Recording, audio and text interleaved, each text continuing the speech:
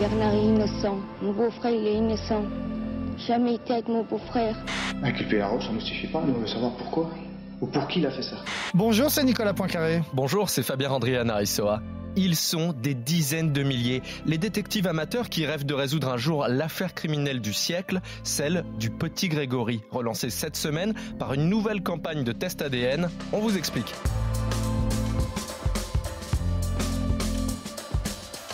Jamais une affaire criminelle n'aura autant divisé. Sur les réseaux sociaux, comme dans la vie, les pro-Villemain et pro-Laroche tentent de prouver qu'ils ont réussi là où tout le monde a échoué, comprendre qui a assassiné le petit Grégory. 3 bonnes raisons d'écouter ce podcast avec Nicolas. Eh bien d'abord, on découvre cette semaine que la justice n'a pas renoncé malgré les années qui passent. Elle continue à vouloir que l'on sache un jour la vérité en décidant de ces nouvelles expertises ADN. On va aussi voir que c'est une affaire qui en fait ne s'arrête jamais. C'est le fait divers le plus célèbre de France et je vais vous raconter les obsédés de l'affaire Grégory. Et puis on va voir que tous les protagonistes de cette affaire, les avocats, les enquêteurs, les journalistes, tous sont obsédés, marqués par cette affaire. C'est ce qu'on avait appelé dans un documentaire la malédiction de la Vologne. Expliquez-nous le monde. Un podcast RMC. Nicolas Poincaré. Fabien Andriana-Rissoa. Pas une année ne se passe sans que l'affaire Grégory ne revienne sur le devant de l'actualité. Et cette semaine, c'est parce que l'enquête reprend, Nicolas. Oui, nouvelle expertise. En fait, ça fait 20 ans maintenant, depuis l'an 2000, que l'on espère qu'un jour l'ADN parlera, puisqu'on a des traces ADN, pas très très bonnes, mais tout de même suffisantes, qui ont été retrouvées sur un timbre d'une lettre postée par le Corbeau, celui qui avait revendiqué l'assassinat du petit Grégory. Donc on a cet ADN et depuis l'an 2000, les magistrats, les enquêteurs essayent de le faire matcher avec quelqu'un et jusqu'à présent, ça n'a pas marché. On espérait qu'il y avait des traces ADN sur les cordelettes qui ont été retrouvées sur le corps de l'enfant, ça n'a rien donné. On a retrouvé un cheveu sur le pantalon du petit Grégory, ça n'a rien donné. Donc voilà, mais les parents ne lâchent rien et Christine et Jean-Marie Villemain ont demandé des nouvelles expertises et la cour d'appel vient d'accepter, malgré les coûts, malgré les années qui passent, de faire ces nouvelles expertises. Si depuis 20 ans, toutes les analyses ont échoué, pourquoi est-ce que cette fois, les parents Villemain mettent un peu d'espoir dans le fait qu'on puisse trouver qui a tué leur fils ? Parce qu'il voudrait qu'on utilise une nouvelle méthode d'analyse qui s'appelle l'analyse de l'ADN de parentèle. C'est-à-dire qu'au lieu de chercher un individu, on cherche ceux qui peuvent lui ressembler d'un point de vue génétique, c'est-à-dire sa famille. On élargit le cercle des recherches. Ça avait marché dans une affaire criminelle célèbre, c'était le viol et le meurtre d'une jeune femme qui s'appelait Élodie Cuinic. On ne trouvait pas le criminel, mais on a fini par trouver son père, parce que lui, il était dans le fichier des délinquants, et du père, on a trouvé le fils. Donc c'est l'espoir des parents Villemain de tout simplement utiliser cette nouvelle technique pour élargir les recherches. Et puis, ils ont aussi demandé, ils ont donné une liste de 37 personnes dont ils aimeraient bien qu'on extrait l'ADN pour pouvoir comparer aussi. Et cette demande a aussi été acceptée par la Cour. Donc maintenant, les analyses vont avoir lieu. On ne sait pas quand on aura les résultats.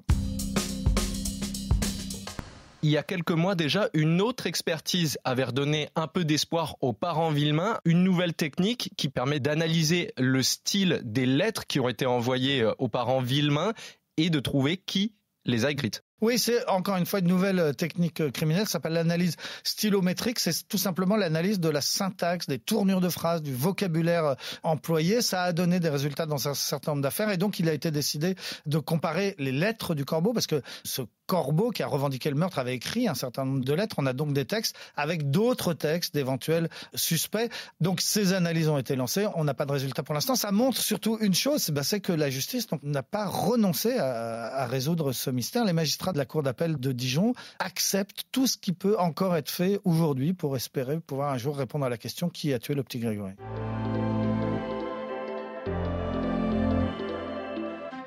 Ces examens, bien sûr, ils visent à éliminer un certain nombre de suspects ou au contraire prouver que certains sont impliqués dans l'affaire. Et il y a 4 ans, ça avait donné lieu à la mise en examen de 4 protagonistes de cette histoire. Ouais, c'était un coup de poker, on peut le voir comme ça maintenant, du juge d'instruction à l'époque, en 2017. Donc à la surprise générale, il fait arrêter donc 4 personnes, les époux Jacob, qui sont le grand-oncle et la grande-tante du petit Grégory, plus 2 autres proches de Bernard Laroche. Bernard Laroche qui a été un temps le principal suspect. Et parmi ses proches, donc la fameuse jeune Muriel Boll. Enfin bref, ces 4 personnes sont arrêtées, mises en examen pour enlèvement suivi de la mort de l'enfant. Donc c'était quand même des accusations extrêmement graves portées contre eux. Les époux Jacob vont être incarcérés. Et puis malheureusement, cette piste ne va rien donner parce que, en tout cas, ces 4 personnes n'ont rien avoué, n'ont pas cédé aux pressions. Et puis ensuite, un vice de forme a été découvert. Tout le monde a été libéré et les mises en examen ont été annulées. On est revenu à la case départ.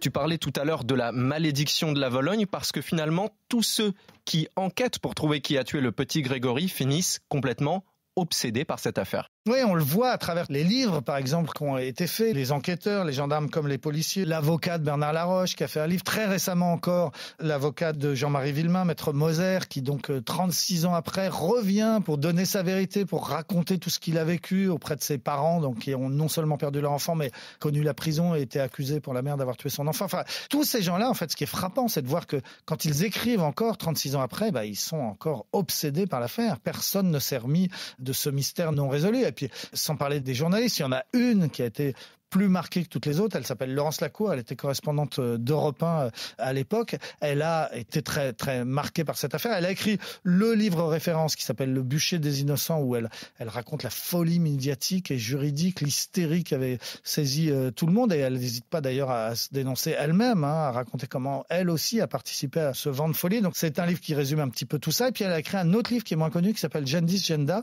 où elle raconte comment cette affaire l'a détruite, elle aussi, et comment elle a dû essayer de se reconstruire. Elle raconte notamment qu'elle a fait sous la pluie, en plein hiver, toute seule le chemin de Saint-Jacques-de-Compostelle, donc une sorte d'auto-flagellation où elle marche pour essayer d'oublier cette histoire. Aujourd'hui, elle s'en est sortie. Laurence Lacour, elle a décidé de complètement décrocher, de ne plus en parler.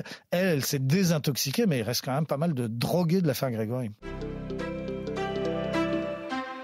Ce qui est un peu dérangeant avec cette affaire, c'est qu'il n'y a pas seulement les personnes qui ont travaillé sur cette enquête qui en restent obsédées, mais bien des dizaines de milliers de Français qui sont passionnés par cette affaire. Oui, parce que c'est encore une fois un impact médiatique qu'on a du mal à mesurer si on n'a pas vécu cette période dans les années 80.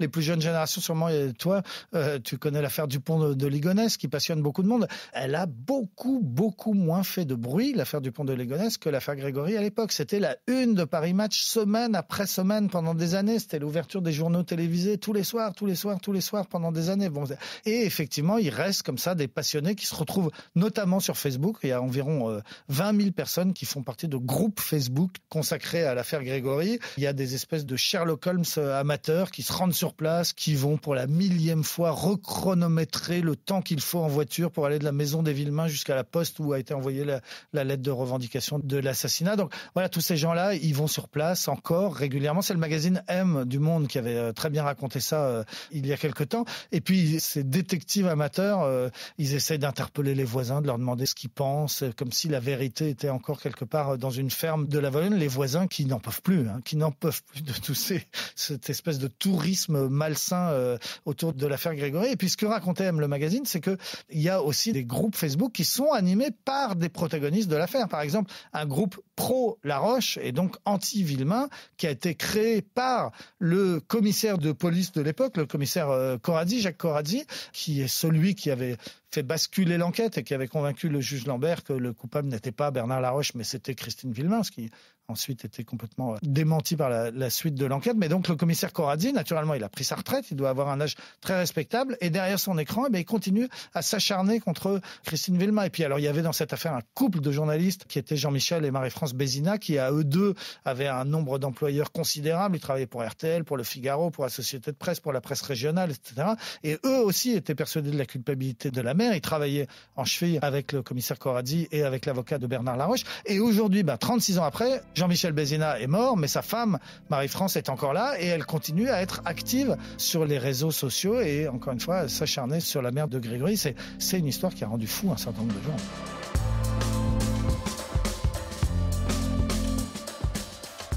C'est la fin de ce nouvel épisode d'Expliquez-nous le monde. Si ce podcast vous a plu, abonnez-vous. Nous sommes sur toutes les plateformes de streaming, sur le site et l'application RMC. Parlez-en autour de vous, prenez soin de vous. À la semaine prochaine. À la semaine prochaine, Fabien. Retrouvez Nicolas Poincaré dans Apolline Matin. Tous les jours à 6h20 et 7h50 sur RMC.